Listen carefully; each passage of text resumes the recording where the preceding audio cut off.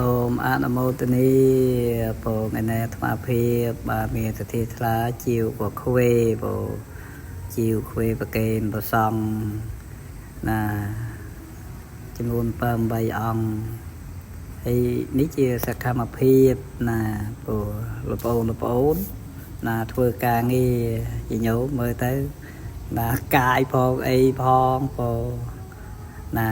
ហើយបន្ទាប់មកអូនេះជួយគ្នាទៀតណាពដើម្បីកាយនៅមុខណាមាត់ស្រះពយើងមើលទៅពយើងមានប្រសងកាយប្រសងចុះទឹកណាដើម្បីទាញកំផ្លោកណាកុំឲ្យ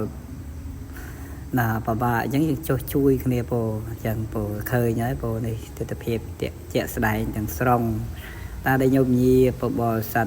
ណាឃើញហើយពណាចូលរួមត្រេកអរនេះអូទៀតហើយពនេះមានប្រសងណាជួយកម្លាំងគ្នាដើម្បីធ្វើការងារការរួបរวมសាមគ្គីគ្នាណារមែងនាំមកនៅសេចក្តីសុខបានសេចក្តីចម្រើនណាអញ្ចឹងគឺការងារទាំងឡាយគឺញាតិញោមបរិស័ទណាជួយពណាមានប្រសងសហការគ្នាដើម្បីណារស់ស្អាតផឹកស្អាតយើងហូបស្អាតពណានេះគឺសកម្មភាពអាត្មាពទេញពហើយពដល់ណាមិនស្រាលទេហត់ដែរណាការងារញោមអញ្ចឹងគឺញោមបរិស័ទមើលទៅឃើញហើយនេះយើងបន្តទៀតហើយញោមណាបន្តទៀតព្រោះធ្វើ2 3ថ្ងៃហើយញោមព្រោះមិនតន់អស់ទេញោមឃើញទេ2 3ថ្ងៃមិនតន់អស់ទេណាជុំវិញស្រះនេះច្រើនសិតតែកផ្លោកសិតតែចកសិតតែអីណាបើត្រីវិញសបោត្រីសបោត្រីញោមត្រីសបោយើងគ្រាន់តែកាយសិនដាក់លើសិនណាយើងកាយសិនដើម្បីដាក់នៅជុំវិញហ៎ណាយើងចាំស្អែកយើងជួយប្រម៉ែប្រមូលណាកើប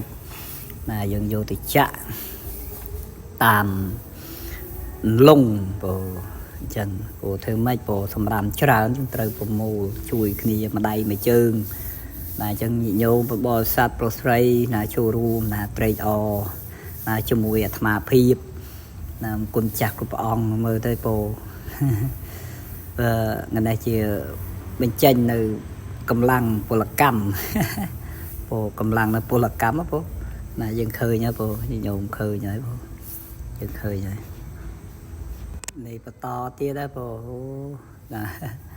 ជួយគ្នាម្ដាយមួយជើងកម្លាំងសាមគ្គី